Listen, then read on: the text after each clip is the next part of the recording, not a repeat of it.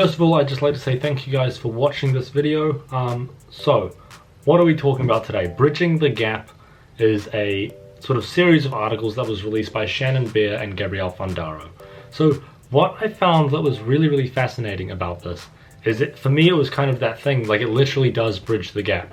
So it's not, we talk about, so their particular series, Bridging the Gap, focuses on what we would call intuitive eating and mindful eating, and that's a whole thing that we sort of discuss in the podcast.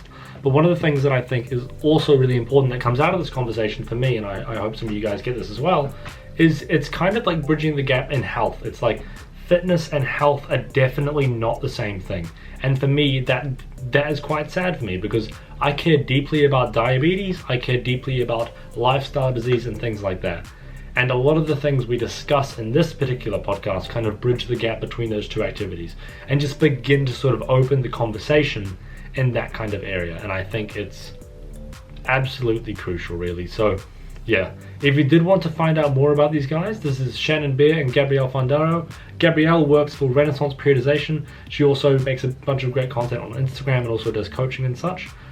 Shannon works for Flex Success. She's a coach for Flex Success, and she's also on Instagram and makes some amazing content there. So the articles will be linked in the description down below. I think there's 3 parts now. Yeah, I hope you guys enjoy this episode. If you do enjoy it, feel free to give me any feedback. If you would like to leave a review, the best place to do that would be on iTunes. That would mean a lot. But yeah, thank you guys very much for listening and enjoy the podcast. I think it's probably one of my most useful or most important podcasts for sure. Hey guys, welcome to the Hypertrophy Hub podcast. So this week I'm speaking to 2 lovely people I've spoken to both before individually, but now they've been doing some pretty cool projects together, which I think is very important, because I think it's kind of it has felt like, when I've been looking at it, for me, it's felt like it's kind of been the aspect that we've been missing in health, like kind of either ignoring or missing or just not looking at properly. And I think they've been doing a great job with it so far. They've made the series called the Bridging the Gap series. It's quite a unique series. So I'm speaking to Shannon and Gabrielle Fundaro. So hopefully you know who both those people are. Would you guys sort of like to, first of all, tell us a little bit about that series? What is that? Define sort of the main sort of concept of intuitive eating that we're talking about, and then we'll go from there. Yeah, I think our aim with the Bridging the Gap series is to raise awareness of weight neutral approaches to eating, to exercise, and kind of validate them a little bit, because they seem to be met with a lot of apprehension by those in the fitness industry. And I think we're so used to prioritizing a client's goals, because most people come to us wanting to change their body composition or wanting to achieve like performance outcomes, which are certainly valid. But it's about knowing when those kind of goals may need to be put on the back burner in order to firstly do no harm for someone. So we wanted to raise awareness of these different approaches so that we have the skill set to be able to address and prioritize a client's needs, which may involve a weight neutral approach in order to facilitate more adaptive behaviors. Mm-hmm. Yeah, this started really as sort of what I thought it was going to be, just sort of a blog post. I was observing the dialogue in the industry and watching these debates between folks who were debating basically misconceptions about concepts. And so they weren't having productive conversations, and we were ending up with this, what I've called a shitty game of telephone, where, you know, from one person to the next, the message gets distorted further and further.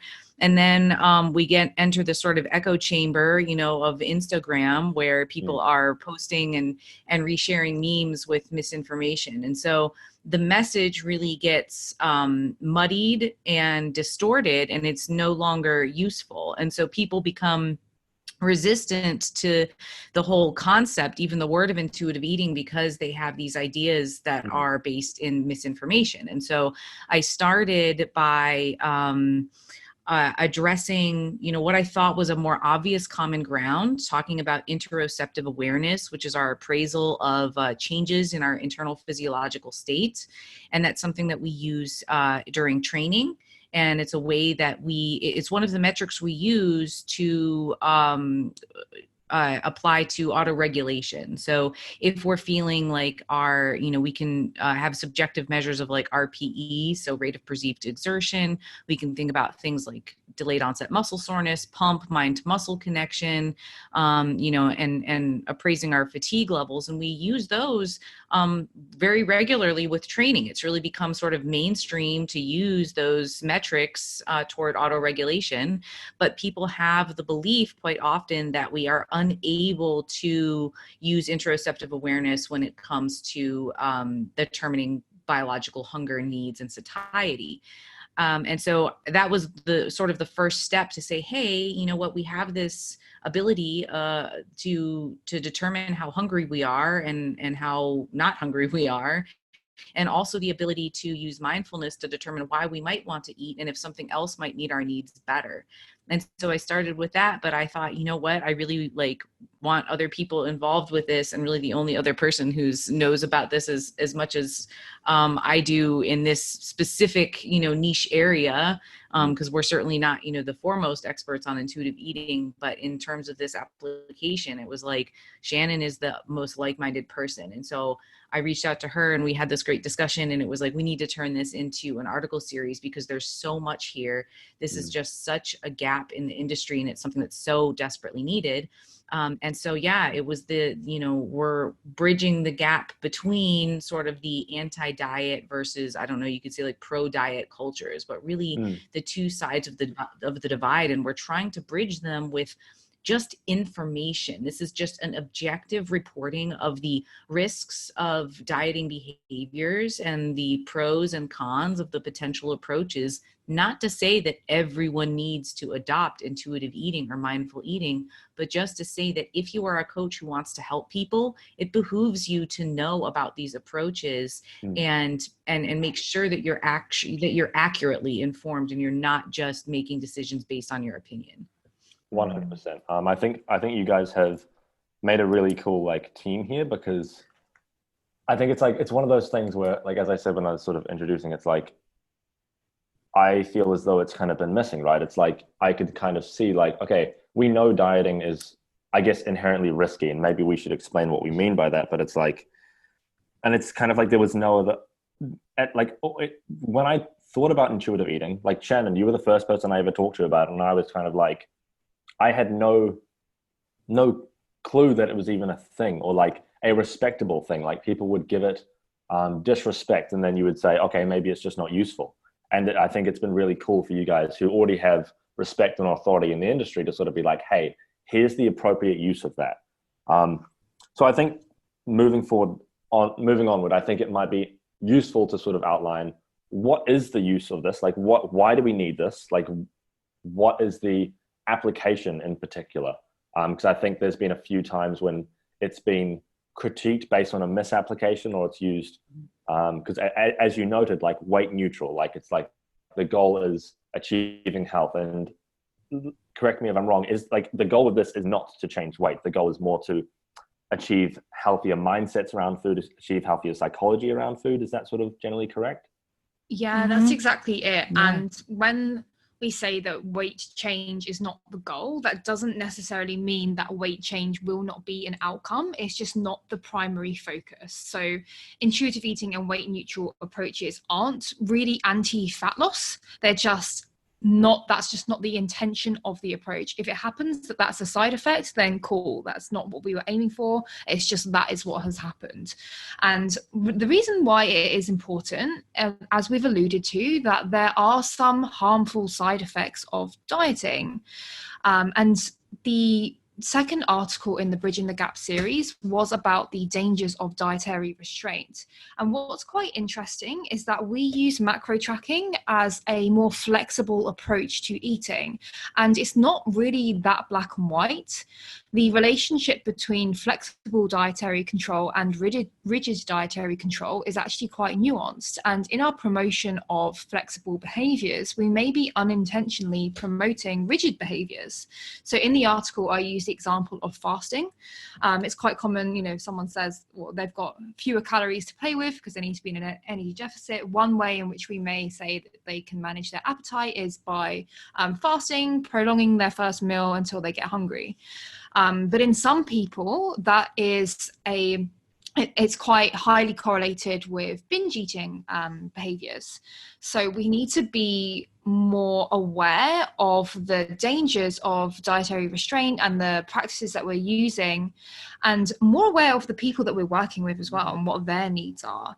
I think what happens quite commonly is that we get lazy as practitioners, and it's very easy for us to stick to what we know and use a more kind of prescriptive approach of macro tracking because it's something that's easy for us to quantify. We may have used it ourselves and it had great success.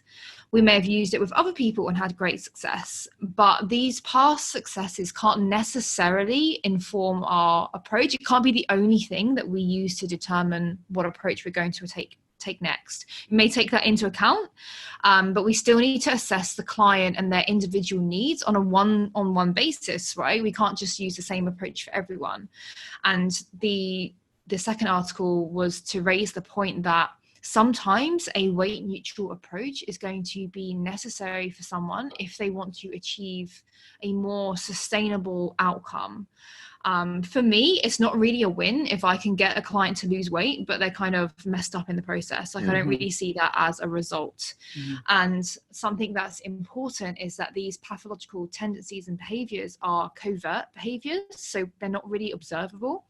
And I think if we're kind of tiptoeing around that, that's not going to give someone the confidence to voice their concerns if they notice these thought patterns arising, or if they're not aware that there are other options available to them. So that was really our intention from the beginning, is just to raise awareness of the dangers and the other approaches that are available and valid and appropriate in certain circumstances. Yeah. And part of the first article was also, and something that I've talked about in the roundtable with Revive, was that intuitive eating is really a rehabilitative approach. And so when coaches are asking the question, well, can an athlete use this if they're in a weight class sport? Or, can an athlete use this if they have physique goals? Well, in the same way that you don't use physical therapy, in a strength mesocycle to, prepare for powerlifting competition, you don't use intuitive eating as a tool for weight modification. You use intuitive eating, the framework of intuitive eating, as a self-care framework, as part of a process of rehabilitating your relationship with yourself and your relationship with food.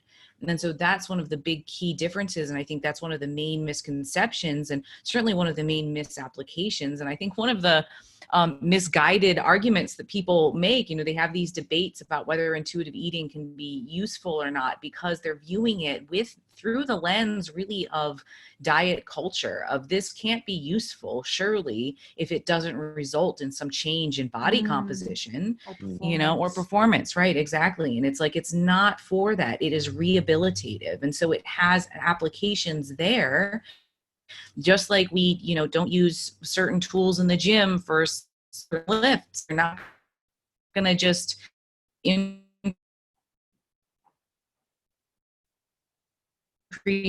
your squat max with only dumbbells. To some extent, you're going to have intuitive eating is really intended, which is to be rehabilitative. And by asking the question, should athletes use intuitive eating, we are assuming that the only thing that's ever going to be important to an athlete is their performance, which is obviously the primary focus the majority of the time. Yeah. But in the second article, I highlighted that disordered eating tendencies are actually more common in the athletic population than they are in the general population. So you may be working with someone working towards a performance outcome or a body composition goal and not be aware that actually a lot of their behaviors are pathological, because there are different pressures, especially in weight sensitive sports. We do see a higher kind of tendency because we do need to control body weight, and that can turn into disordered kind of tendencies. Or for example, in bodybuilding competitions, we know that the competition preparation and even the post-competition period, those competitors are in vulnerable positions, and if we're not aware of that, then we could be causing more harm than the good that we're doing. And there is the argument that, you know, sometimes that's necessary, and this is, I think, where the topic of informed consent is appropriate to discuss. A client needs to know all of the risks and benefits and pros and cons of any approach. And then, you know, it's their decision. And the analogy I've made is squatting on a Bosu ball. If you inform your client of all the risks and they still want to squat on the Bosu ball, or they still, you know, want to engage in the sport, then you have empowered them and given them the agency to make that decision, knowing what the potential outcomes would be. And I think that really is our duty as coaches, to be that transparent. Yeah, and I don't think there's anything wrong with that, because everyone should have the capacity to make autonomous decisions. Absolutely. I wouldn't want to undermine that at all. And that's not what we're trying to do here. Exactly. So to use the example of bodybuilding, because obviously that's one of the most dangerous kind of sports, I'd say, is that if someone is fully aware of the risks involved, then there's nothing wrong with them taking them through that process, because they've given informed consent. But I think we should know how to also kind of rehabilitate those kind of people if they're open to receiving it. And if we're not having these conversations and bringing awareness to the topic, then people are not likely to know that it is a viable option for them, or that there is help out there. I completely agree. I think it's like there's certain areas as fitness practitioners, I guess, or health practitioners, and I guess under the broad sense of health practitioners, it's like kind of nutrition and fitness practitioners have got away for a long time with missing a lot of like the checks and balances. We kind of spoke about this off air. It's like coming from myself, from the background of podiatry, we have a board, we have people get registered, you have to be checked, like you have to write notes, and then those notes can be screened by the practitioner, by the board of practitioners. And it's like, you can get pulled up on bad practice. In this industry, it feels as though you can't.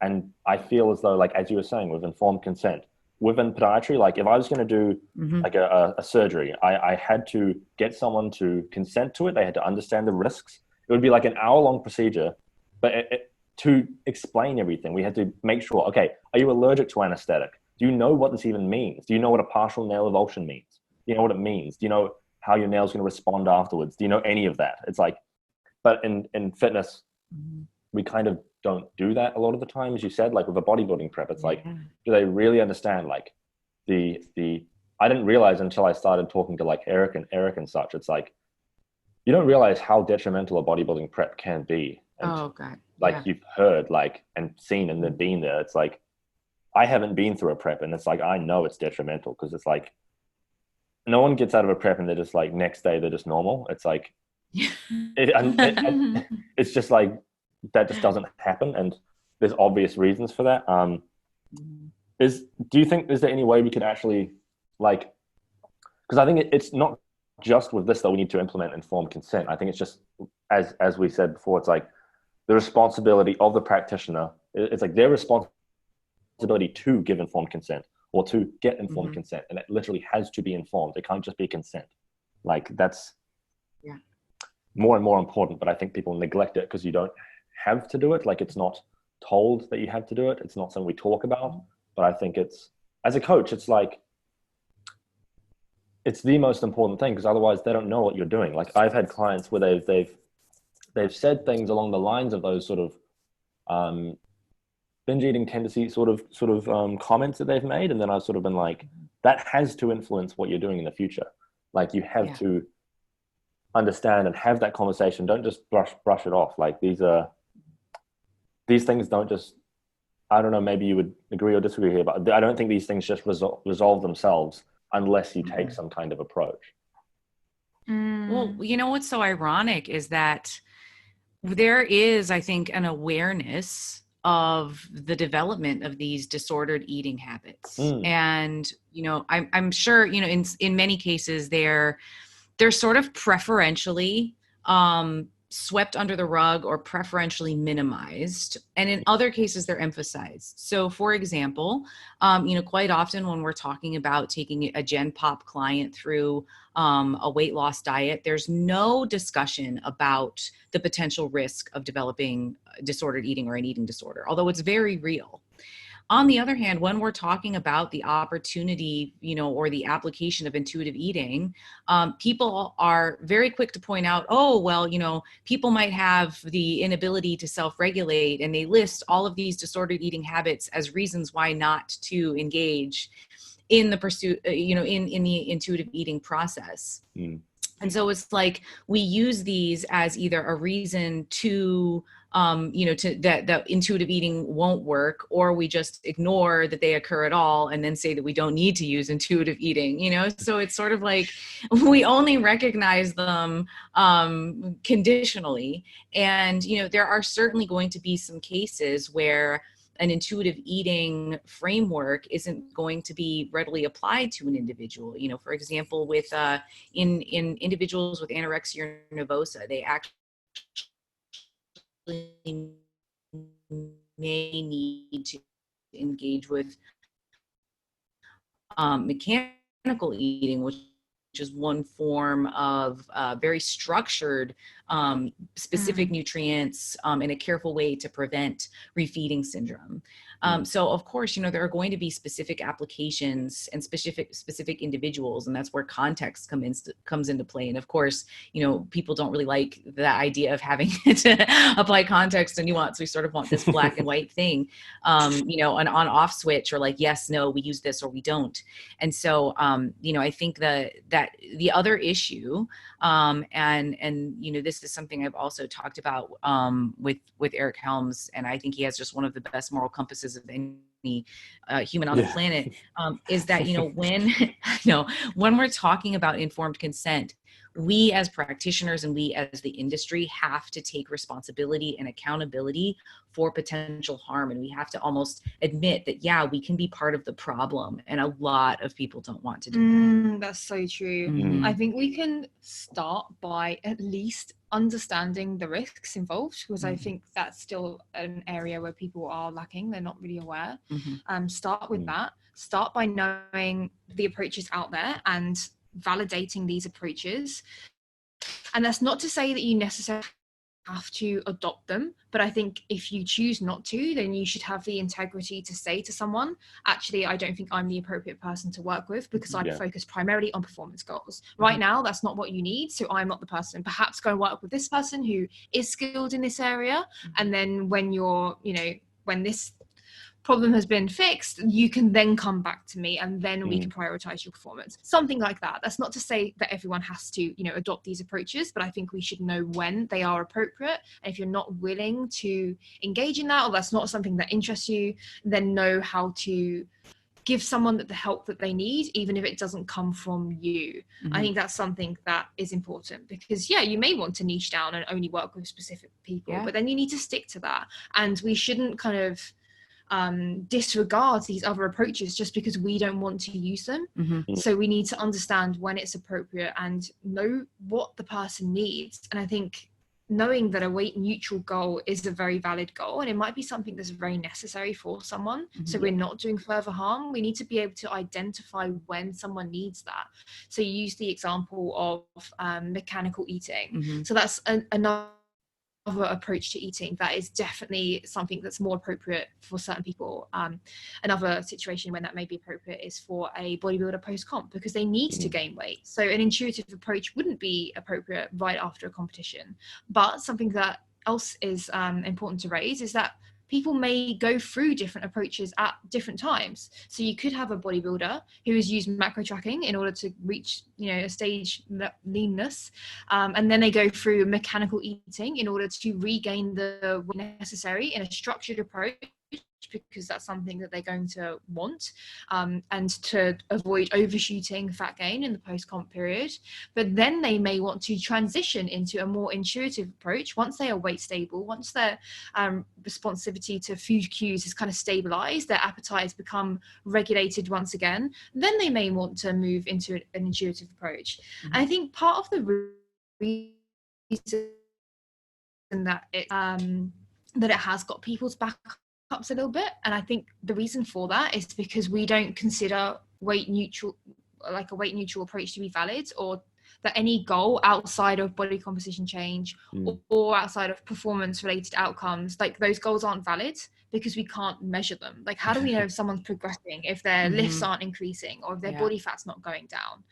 And something that I've realized from working with like a range of people is that I wouldn't want to classify myself as a performance coach or a fat loss coach. I actually just want to help people with their eating behaviors, and that could be towards any goal. So I've helped people gain weight, I've helped people lose weight, I've helped people improve their performance. It doesn't really matter to me what someone wants.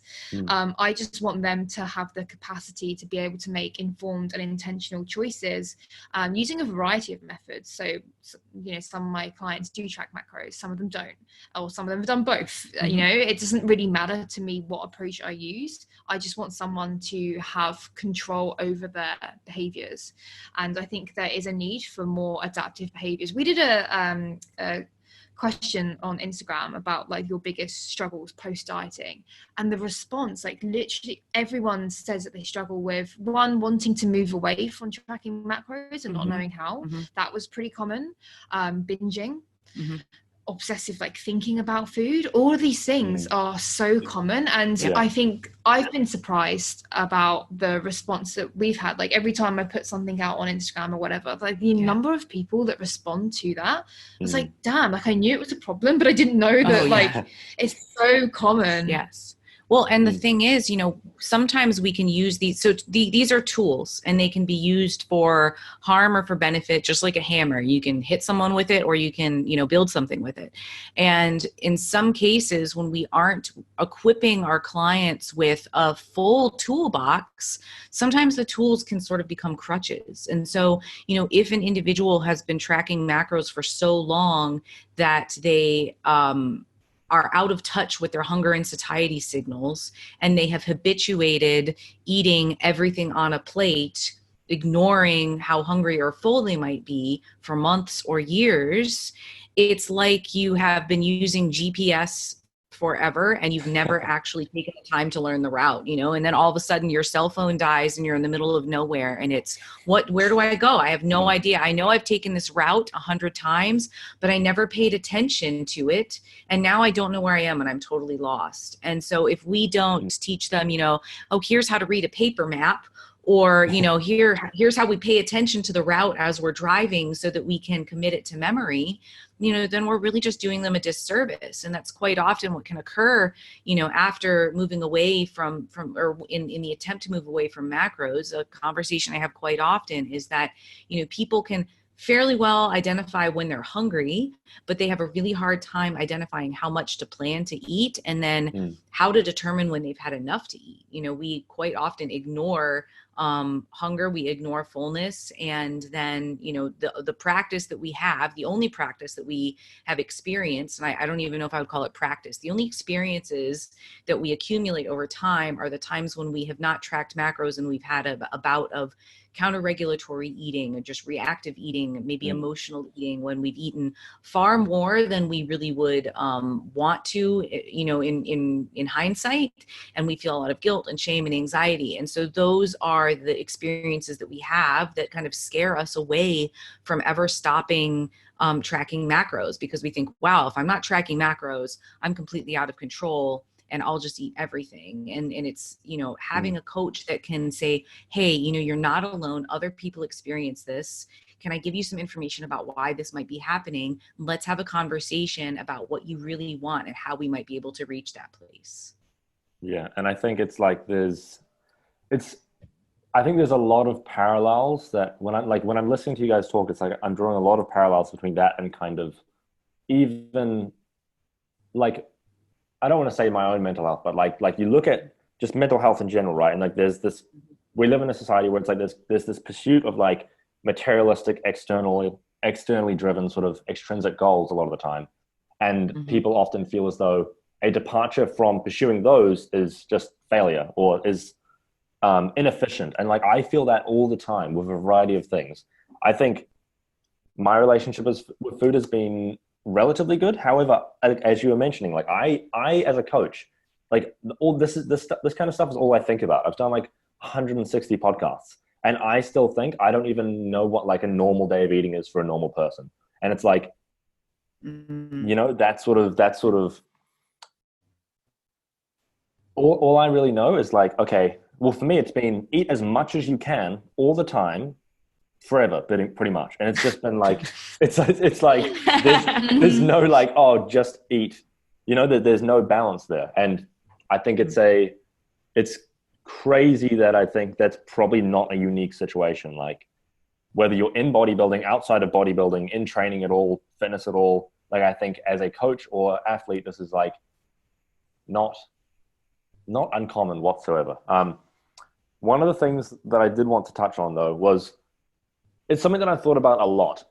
I've spoken about it with a few people before from JPS.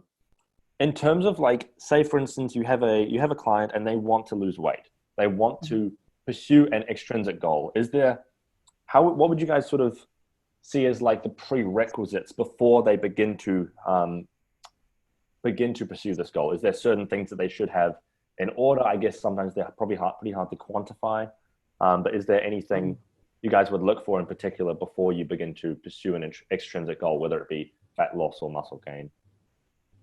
Yes, this is an interesting question because we don't want to discourage people unnecessarily from, achieving goals. People are more than entitled to want to change their body composition if they're in a position to do so, but it comes down to the intentions and motivations behind the behavior change, and also I guess their past experiences and what they're currently doing. Like if someone doesn't have good control over their dietary intake, maybe they want to lose weight because they've been overeating, overeating, and they want to they're trying to control their body composition. I think first you need to be able to establish whether someone has healthy habits in place and are starting with a good frame of mind or a good attitude towards their food and also their body. Because I think something that we fail to neglect is the fact that oftentimes our eating behaviors are a reflection of our attitudes towards ourselves. Like, are you dieting because it's empowering and you can, so why not? Have you got a performance goal because it makes you feel good? Because again, it's something for you to focus on. Like those are perfectly valid reasons. Or are you engaging in those same behaviors but from a different perspective because you hate yourself and you want to be smaller because you think that'll make you a more well-liked person, or to get some kind of external validation? I think those are the important things to be able to determine, and those are probably quite difficult things to be able to determine. And oftentimes it's like, who are you to say? Like, who are you to tell me what diet you care about? But these are the conversations that we need to be having. And I think, we can look for some, look for the language that the client is providing. So they may be, they quite often, I would say always, they're going to be providing hints to you and clues to their current relationship with food, whether it's, asking for like a numeric stress level on a Likert scale, or asking them about, a general day in the life of them and their eating habits, during the week and on weekends. Are there things that they feel good about? It's very important to focus on their successes and their successes in the past when they have achieved their goals, to bring up things that have worked for them in the past, and then bring up their previous challenges and obstacles.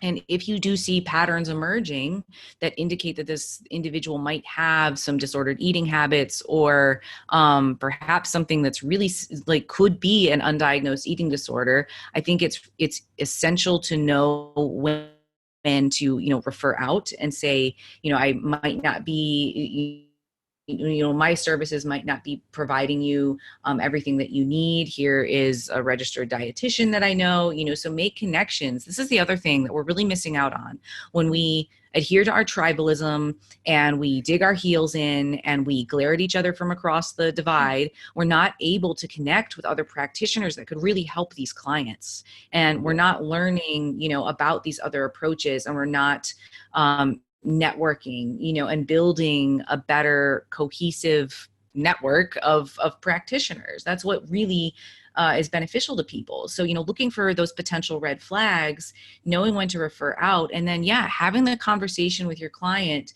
And this is where motivational interviewing comes in. And when you're interacting with a client like that, it's really interesting because they're sort of in, the preparation stage. They feel ready to change toward the goal of weight loss. They quite often will be far, far away in the pre-contemplation, ambivalence, or even resistance stage when you mention the idea of perhaps maintaining. They really don't want to maintain their body weight. They want to lose weight because they have attached significant meaning to weight loss. Like Shannon was saying, like they think that once they hit that number, they're going to be happy. Once their body is acceptable by others, it'll be acceptable to them.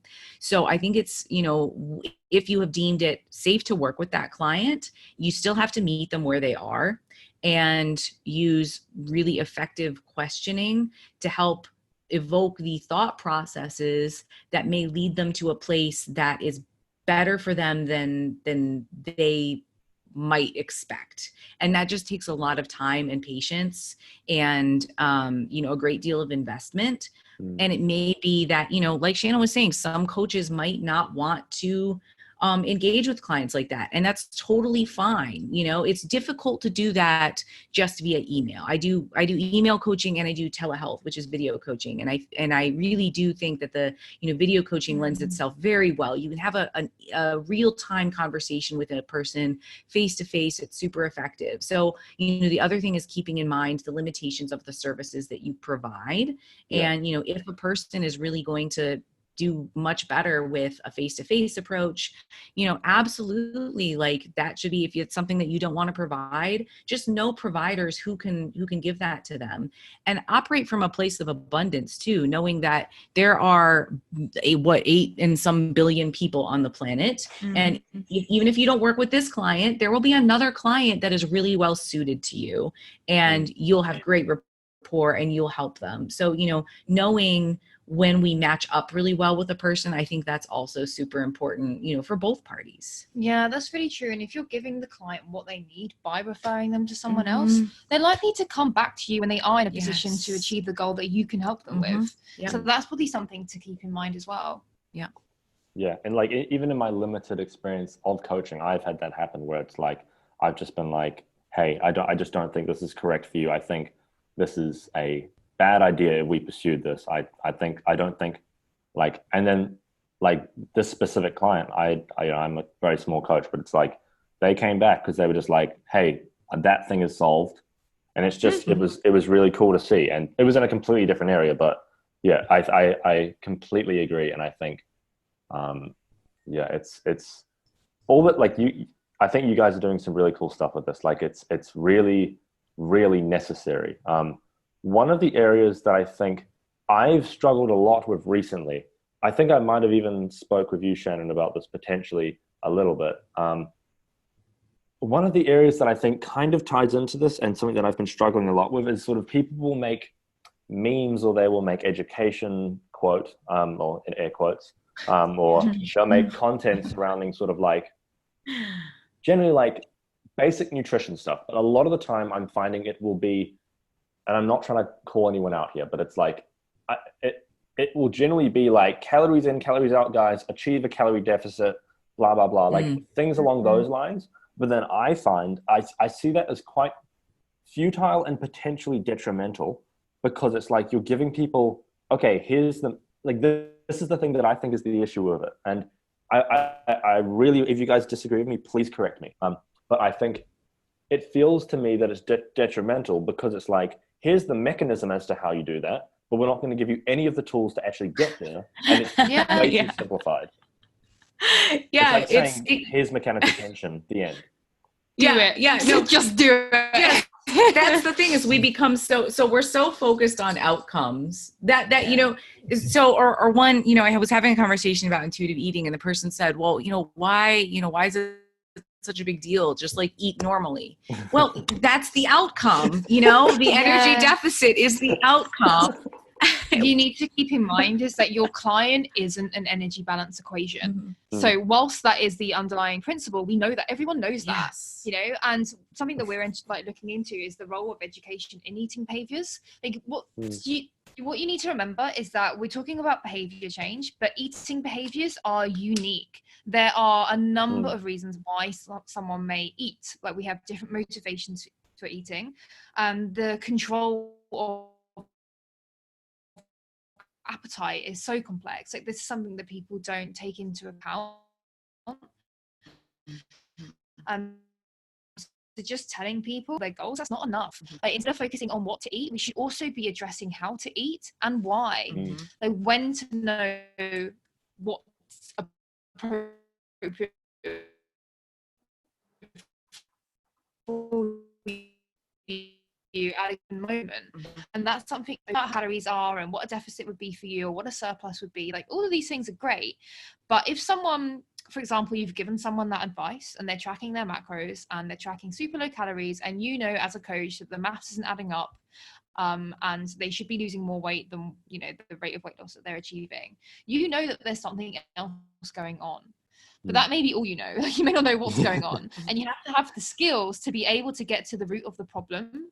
And by simply telling a client that they're non-adherent, that word's like, I know what people mean when they say that, but it's kind of irritating because you're putting kind of fault and blame on the client and potentially shame as well. And how are we going to get any beneficial behaviors out of that, out of that feeling?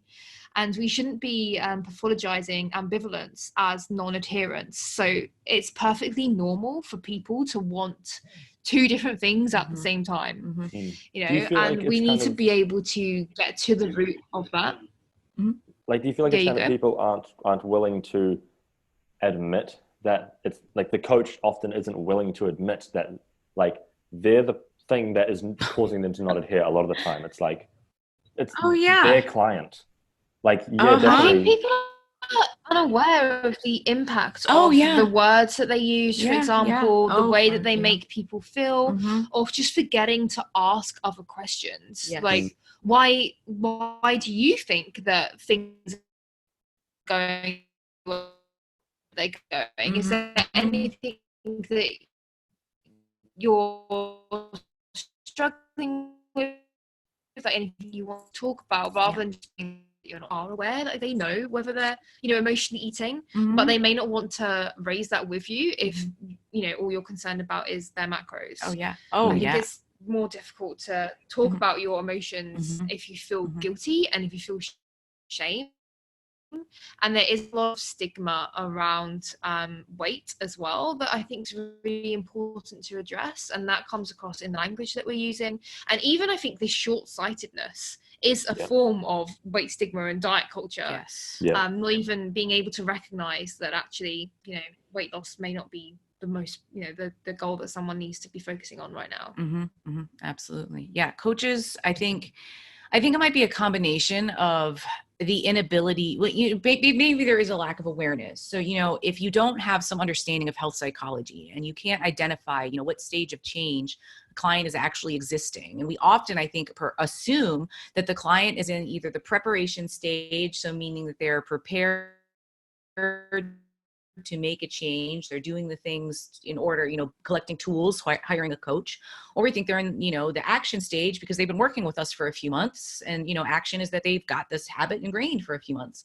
But in fact, they may still be in the contemplation stage where they're like, I know that there are pros to, doing X, Y, and Z behavior, but there's also pros to doing this other behavior that's sort of tantamount to this first behavior. And so I'm doing these two behaviors that are conflicting because I haven't really decided which one I want to do more than the other. And that's when we have that talk that helps them move from that place of ambivalence of, I have these two behaviors that are at odds and I don't know which one I really want to do, to which one is better aligned with their values and with their goals. And when we think, okay, well, I told this person what to do and they're just not doing it, and so it's the person's fault. I think, one of the other things that I don't like, I can't, what is it like? I can't, I'm not here to motivate you. Coaches say, I'm not here to motivate. I wonder, what are you here for? Because guess what? It's like you Google this other shit. We've got macro calculators. We have AI now that does programming. What the hell else are you going to be doing? And so why are you charging so much? Yes, exactly. So yes, as a coach, you are there not necessarily to increase the level of motivation, but to help the client identify their values to enhance their intrinsic motivation. So what they're doing is aligned with their identity. They're like, by doing X, like I am a great parent and role model and spouse and athlete. And so I do X, Y, and Z behavior because that's part of those identities. That's part of me. And we can do the same thing in facilitating. I am an intuitive eater, or I am a mindful eater, or I am an instinctive eater.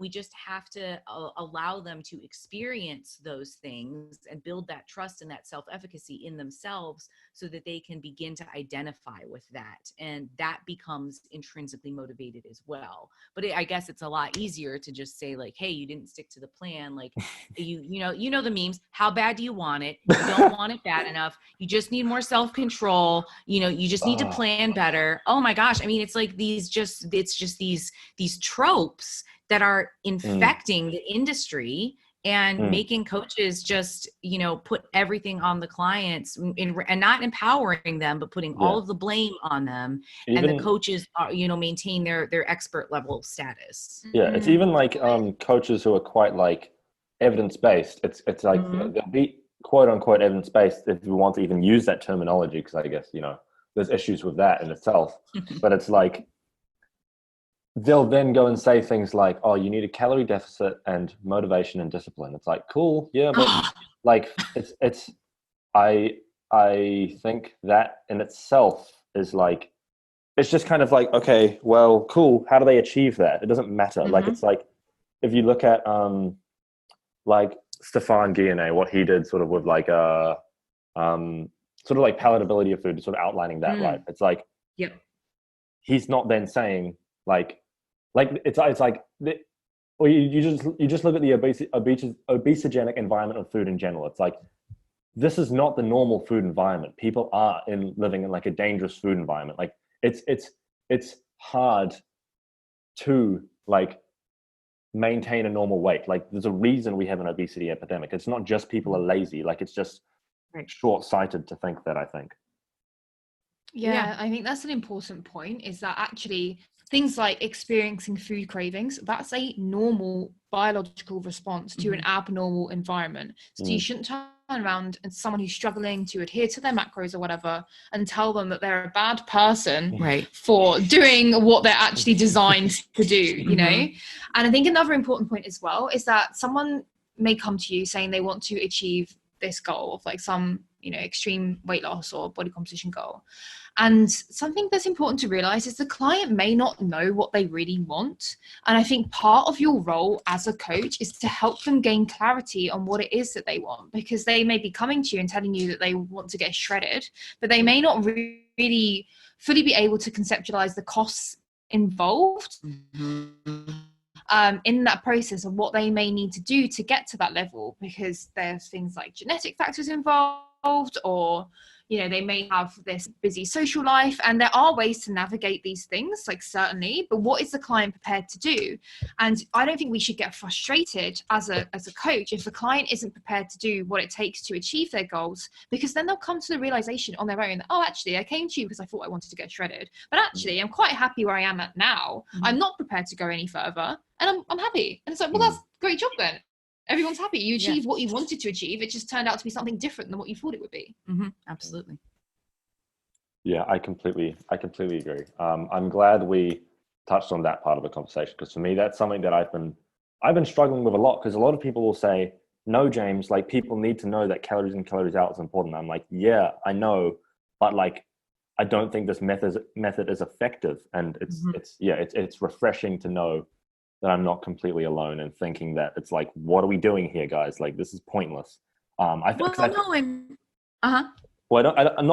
that it's pointless, but it's like, I feel as though people will more commonly do it because those kind of posts and all that get views, and they get there's excitement behind them and things like that. It's like they get a crowd of people going, yeah, and it's like I just think it's like there's other messages we can be like drilling down, like we drill that one.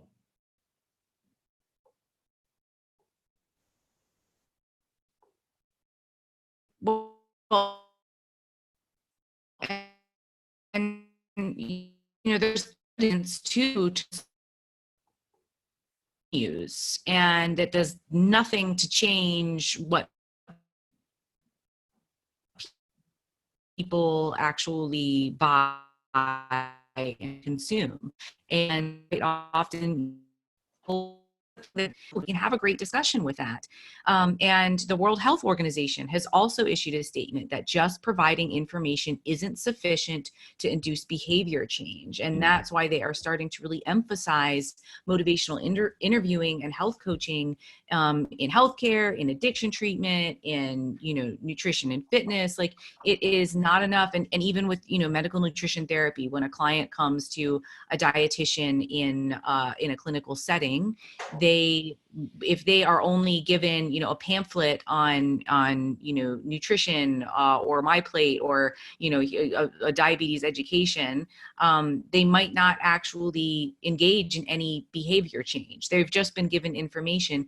They don't know how to implement it. And, the reality is that, yes, we live in a very challenging food environment, and we have these natural responses and natural reactions to that food environment.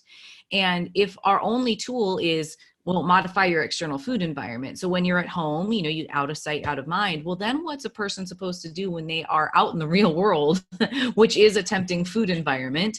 How do we equip them to be able to respond adaptively to that? So instead of having a reactionary event where they feel so restricted, and so they then, have a binging or a counter-regulatory eating episode, well, how about we equip them with some internal framework so that in that moment they can say, oh, okay, I'm going to make a choice to eat this or not, and I'm going to do so mindfully as possible. And if I'm not super mindful, I'll just reflect on that afterwards. And that's something that I can change going forward. But at least I have the knowledge of, the effect of this food on my body and the effect of this food environment. I know that I am food suggestible, and I know that I will be more likely to eat a large amount of food in this setting. So maybe I'll just really be mindful in this moment, or maybe I won't. And that's okay, because the other aspect of this is helping an individual practice more self-compassion and kindness and positive self-regard. I mean, I think that's another thing that's really looked over, is that, the other half of food behaviors are like the food thoughts and emotions, and that needs to be addressed also. Yeah, we've mentioned the food. I do need to cut us off here, just because I've just been kicked out of the room. But annoying, very annoying. I was really enjoying the conversation, but we'll finish off here. So, guys, if people do want to find you guys, where can they find this blog post for the start, and then where can they find you guys individually?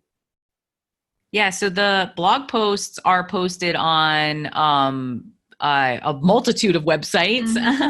So I'll tell you the ones that are associated with me: vitaminphdnutrition.com and renaissanceperiodization.com.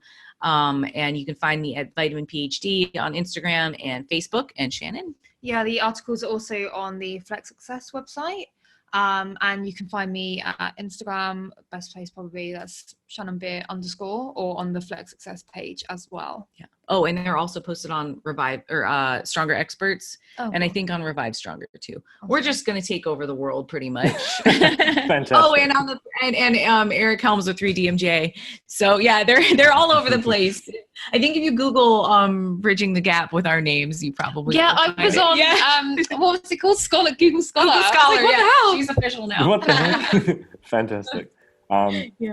Cool. I'd just like to say thank you guys very much for listening to this podcast. I hope you enjoyed.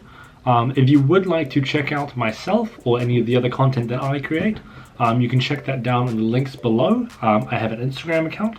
It's called The Hypertrophy Hub. That's where I go quite in depth in terms of how to gain muscle, how to make any sort of physique progress, and quite in depth in sort of all that kinds of stuff, lots of infographics and things like that.